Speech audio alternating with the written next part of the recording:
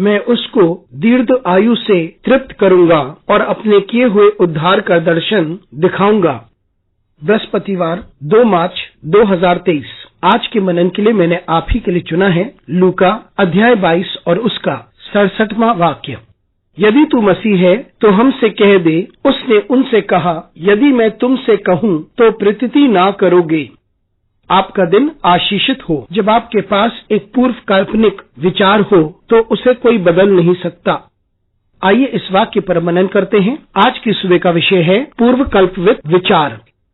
यह वह समय की बात है जब यीशु मसीह को गिरफ्तार किया गया था और ये वही समय है जब पतरस ने उसका इनकार किया था और यीशु मसीह को प्राचीनों की बैठक में प्रवेश किया गया और उस बैठक में महायाजक और शास्त्री बैठे हुए थे और उन्होंने यीशु मसीह से प्रश्न पूछते हुए कहा, यदि तू मसीहा है तो हमें बता। लेकिन यीशु ने उत्तर दिया और उनसे कहा कि यदि मैं तुम्हें बताऊं तो तुम यकीन नहीं करोगे, क्योंकि इन लोगों के पास मसीहा का पहले से ही एक मानसिक चित्र बना हुआ था और यीशु मसीह के सेवकाई के वक्त भी उन्होंने उस पर विश्वास नहीं किया था। और जब उसने लोगों को बताया कि परमेश्वर की ओर से वह भेजा गया है, बपतिस्मा के समय से जब यूहन्ना बपतिस्मा ने उसे परमेश्वर का मेमना पुकार कर संबोधित किया और लोगों ने महसूस किया कि यही परमेश्वर का पुत्र है, यही मसीहा है। लेकिन महायाजक और शास्त्री इस बात पर यकीन ना कर सके क्योंकि उनके पास एक मसीहा का पहले से ही चित्र था, इसलिए उन्होंने विश्वास नहीं किया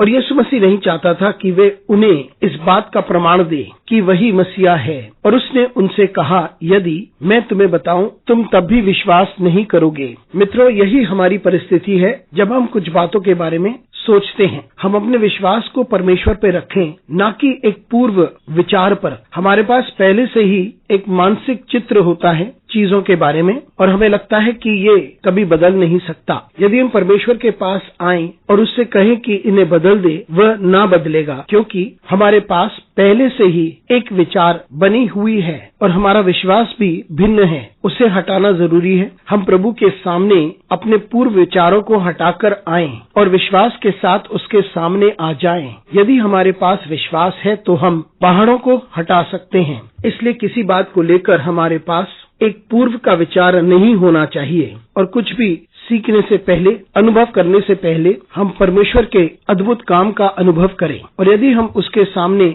साधारण बन के आएं और विश्वास के साथ आए और उसकी सामर्थ पर भरोसा करें, तब हम परमेश्वर के हाथ को अपनी जिंदगी में अनुभव कर सकते हैं। अनुग्रहकारी परमेश्वर स्वर्गीय पिता, तुझे धन्यवाद देते हैं, तेरी स्तुति करते हैं, तेरा आदर करते हैं और तेरी महिमा करते हैं। हमारी सहायता कर परमेश्वर, ताकि हम तेरे समीप आ जाएं। विश्वास और दीनता में हमारे साथ परमेश्वर तू बना रहे। यीशु मसीह के नाम से मांगते हैं, आमीन।